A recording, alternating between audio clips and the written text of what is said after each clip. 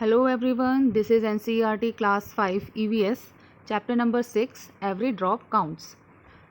Chapter 1 to 5 मैं अपनी last videos में एक्सप्लेन कर चुकी हूँ. This is chapter number 6. So let's start our chapter. Long ago there is a picture of Gutsy sir.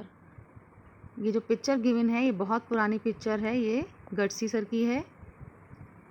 Sir means a lake. Sir का मतलब होता है तालाब. King Gutsy of Jaisalmer got it made 650 years ago with the help of the people. यह 650 साल पुराना है और इसे जैसलमेर के राजा गट्सी ने लोगों के साथ मिलकर बनाया था. All around the lake there are ghats with steps leading to the water, decorated verandas, large halls, rooms and much more. इसके दोनों तरफ पक्के घाट, सजे हुए बरामदे, कमरे, बड़े हॉल और ना जाने क्या क्या है. People came here to celebrate festivals and for programs of music and dance. Children came to study in the school on the ghat.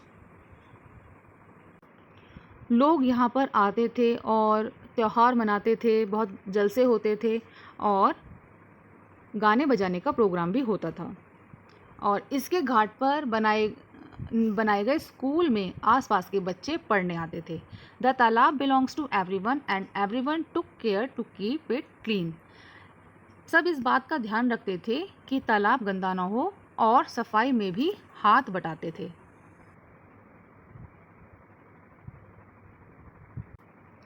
Rain water collected in this lake spread over many miles. It was made in such a way that when the lake was full, the extra water flowed into another lake at a lower level. When that too filled up, the extra water flowed into the next lake. मीलों तक फैले हुए इस gutsy sir में बारिश का पानी इकट्ठा होता था. तालाब इस तरह बनाया गया था कि जब वह पानी से भर जाता तब बाकी पानी बहकर नीचे बने हुए तालाब में चला जाता था. This was all 9 lakes filled up. और इस तरह से 9 तालाब एक दूसरे से आपस में जुड़े हुए थे. Today, Gutsy sir is no more in use. Many new buildings and colonies have come up in between those 9 lakes. पर आज गट्सी सर पहले जैसा नहीं रहा है. 9 तालाबों के रास्ते में मकान और कॉलोनियाँ बन गई हैं. Now the water does not get collected in these lakes. Rainwater just flows away and is wasted. और अब यहाँ इकट्ठा होने वाला पानी तालाब की तरफ ना जाकर बेकार हो जाता है और बेकार ही बह जाता है. नेक्स्ट यहाँ पर थ्रू द आइज ऑफ अल बिरूनी. यहाँ पर अल बिरूनी के बारे में दिया गया है कि वो क्या बताते हैं, यहाँ के बारे में उन्होंने क्या देखा. More than 1000 years ago a traveler came to India. His name was अल बिरूनी. हज़ारों साल पहले एक यात्री भारत आए थे, उनका नाम अल बिरूनी था. The place that he came from is now called Uzbekistan. Al Biruni जिस देश से आए थे उसे आजकल उज़्बेकिस्तान कहते हैं. Al Biruni carefully observed and noted down the details of all that he saw. Al Biruni ने बहुत ही बारीकी से चीज़ों और जगहों को देखा और उसके बारे में लिखा. He wrote especially about those things that he found very different from his own country. Here is a part of what he wrote about the ponds of that time. और उन्होंने ख़ास तौर से वे बातें जो उन्हें अपने देश से अलग लगी वो लिखी. और अल बिरूनी उस समय के तालाब के बारे में क्या लिखते हैं आगे देखते हैं. The people here are very skilled and making ponds. My countrymen would be surprise to see them. उन्होंने लिखा कि यहाँ के जो लोग हैं वो तालाब बनाने में बहुत माहिर हैं. अगर हमारे देश के लोग इन्हें देखेंगे तो वो हैरान ही हो जाएंगे. दे pile up huge rocks and join them with iron rods to build चबूतराज, raised platforms all around the lake. उन्होंने बताया कि बहुत बड़े बड़े भारी पत्थरों को लोहे के सरिये से जोड़कर तालाबों के चारों तरफ चबूतरे बनाए जाते हैं। Between these, there are rows of long staircases going up and down. The steps for going up and coming down are separate, so there is less crowding.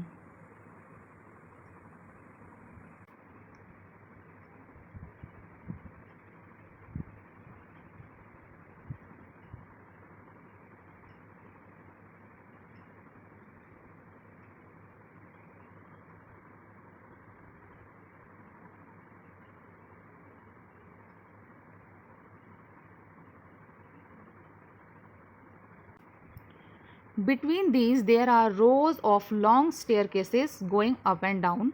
The steps for going up and coming down are separate, so there is less crowding.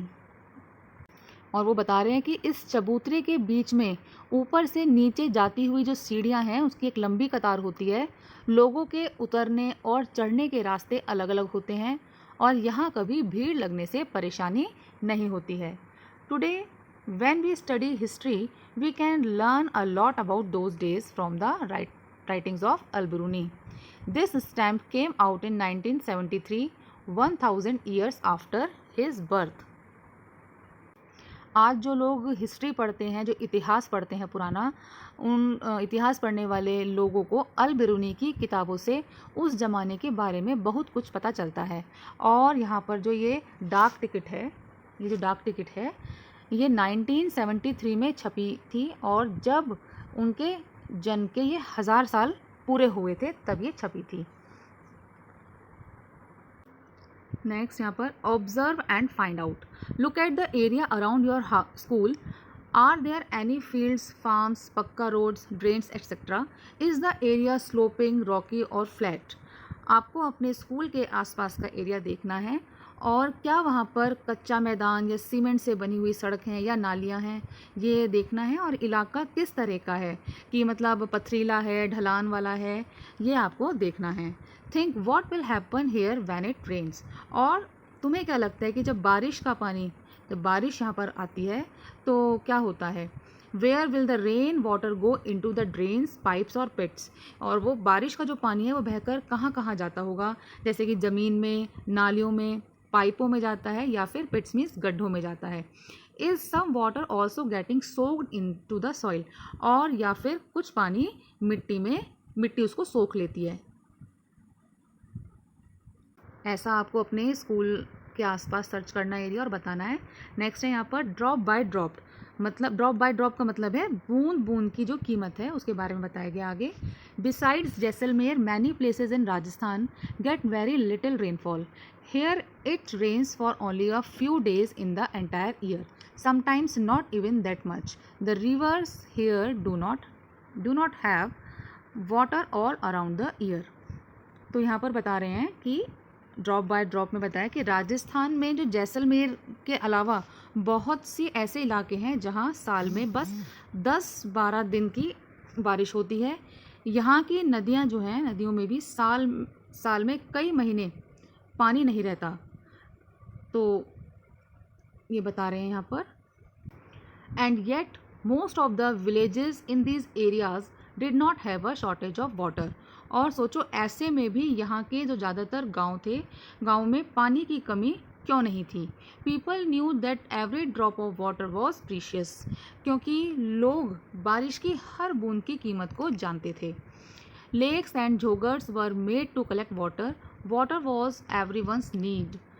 जो बूंदों को इकट्ठा करने के लिए तालाब और झोगर्स बनाए गए थे वहाँ पर, और यह सबकी ज़रूरत थी। पानी वो बहुत ज़्यादा कीमती मानते थे, जो कि होता भी है, और वो उसे कलेक्ट करके रखते थे। One and all came together in this work to be it a businessman और अ लेबरर। इसलिए इस इंतज़ाम को करने के लिए सभी उसमें जुड़ते थे, चाहे कोई व्यापारी हो या फिर कोई मज़दूर हो। Some water from the lake soaked into the ground and reached the wells and baori step wells. The soil of the area also become wet and fertile. तालाब में से कुछ पानी तो ज़मीन सोख लेती थी और इस तरह से आसपास के कुओं और बावड़ियों में जो स्टेप वेल्स होती हैं उनमें पानी पहुंच जाता था। और the soil of the area also become wet and fertile, और आसपास की ज़मीन भी नम और उपजाऊ हो जाती थी। Every house had a system to collect the rainwater. Look at the picture on your right. How do you think the rainwater that falls on the roof will reach the underground tank? Draw the path. घर घर में बारिश का पानी इकट्ठा करने का इंतज़ाम होता था। यहाँ पर जो पिक्चर गिवन है इसमें आपको बताना है कि जो छत पर बारिश का पानी आएगा वो ज़मीन के नीचे बने टैंक में कैसे पहुँचेगा, और आपको यहाँ पर रास्ता भी बनाना है उसका। Have you ever seen a step well? Look at the picture. Can you imagine by looking at the picture that the steps go down several stories deep?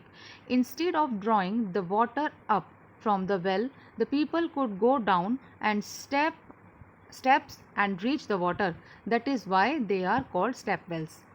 क्या आपने कभी स्टेप वेल्स, जहाँ पर मतलब सीढ़ियाँ बनी होती हैं और नीचे कुआं जिसे हम बावड़ी भी कहते हैं, इस तरीके का है, आप ये पिक्चर में देख सकते हैं, आपको अंदाज़ा हो जाएगा कि ये सीढ़ियाँ ज़मीन के नीचे कई मंजिल तक जा रही हैं और पानी ऊपर से खींचने की बजाय लोग पानी तक खुद पहुँच सकते हैं, इसलिए कुछ लोग इसे सीढ़ीदार कुआं भी कहते हैं।